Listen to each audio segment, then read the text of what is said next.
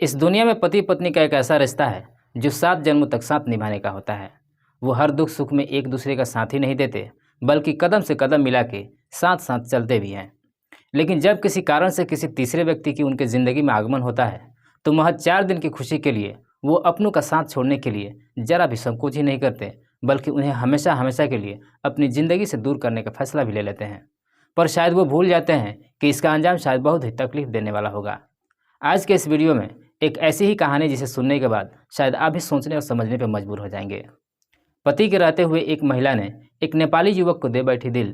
प्यार का परवान इस कदर चढ़ा कि उस औरत ने न सिर्फ वफादारी की दहलीज को ही पार किया, बल्कि उसने अपने ही पति को अपनी ज़िंदगी से हमेशा हमेशा के लिए दूर करने के लिए षड्यंत्र रच डाली। आदाब, नमस्कार, सत श्री अकाल। आप देख रहे हैं रियल हाफ स्टोरी। दोस्तों, अगर ये कहानी आपको पसंद आए तो इस चैनल को लाइक और सब्सक्राइब और साथ ही साथ अपनी प्रतिक्रिया भी हमें कमेंट बॉक्स में ज़रूर दीजिए।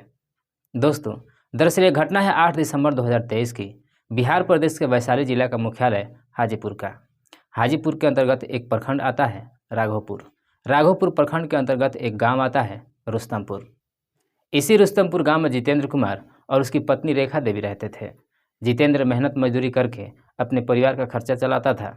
उनकी वैवाहिक ज़िंदगी बहुत ही खुशहाल तरीके से बीत रही थी।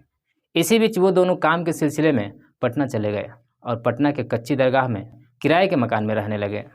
जितेंद्र वहाँ पर मेहनत मजदूरी करके 2 पैसे इकट्ठा करने लगा। जितेंद्र तो रोज़ अपने काम पर चला जाता था, लेकिन रेखा कमरे में बैठे बैठे अकेले बोर हो रही थी। रेखा देखने में बहुत ही खूबसूरत थी। जब रेखा का घर में मन नहीं लग रहा था तो वह अपने कमरे से बाहर घूमने के लिए बाहर निकलती है और घूमते घूमते उस जगह पर जा पहुंचती है जहां पटना से बिदुरपुर तक 6 लेन पुल बन रहा था। इसी दौरान पुल में काम करने वाला एक नेपाली युवक से उसकी नज़रें मिलती है, जिसका नाम पांडव साफी था। पहली नज़र में ही आंखों में वे दोनों एक दूसरे को दिल दे बैठे। वे एक दूसरे को पसंद करने लगे और ये सिलसिला रोज़ होने लगा। इधर जितेंद्र रोज़ अपनी ड्यूटी पर चला जाता था तो रेखा बन रहे पुल की तरफ जाती और अपने प्रेमी पांडव साफी से मिलती। धीरे धीरे दोनों की नज़दीकियाँ बढ़ने लगी और दोनों एक दूसरे के करीब आने लगे और एक दूसरे से मिलने भी लगे। लेकिन कहते हैं इश्क छुपाने से नहीं छुपता है, और एक दिन जितेंद्र को भी इस बात की खबर लग गई।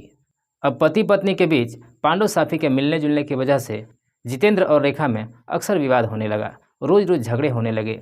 रोज़ रोज़ के इस झगड़े लड़ाई से परेशान होकर एक दिन जितेंद्र अपनी पत्नी रेखा को लेकर पटना से अपने गांव रुस्तमपुर आ गया ताकि पांडव साफी से छुटकारा मिल सके।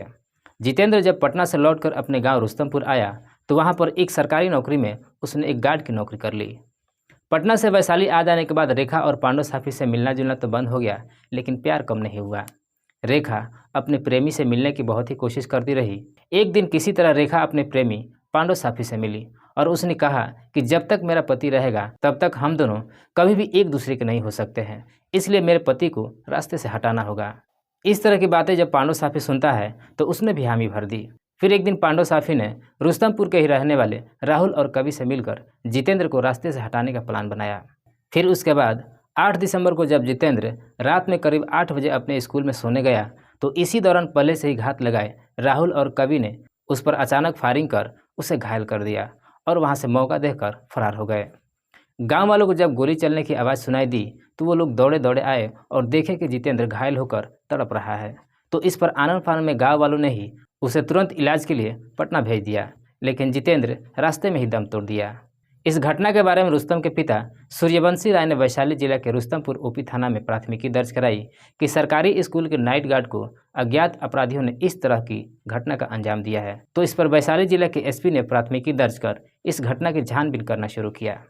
मामला इतना पेचीदा था कि अपराधी को पकड़ने के लिए 25 दिन का समय लग गया और आखिरकार सदर एसडीपीओ के नेतृत्व में बड़ी मुशक्कत के बाद तकनीकी अनुसंधान के आधार पर जब पुलिस ने जितेंद्र की पत्नी रेखा देवी को ही गिरफ्तार किया तब गांव वाले भी दंग रह गए।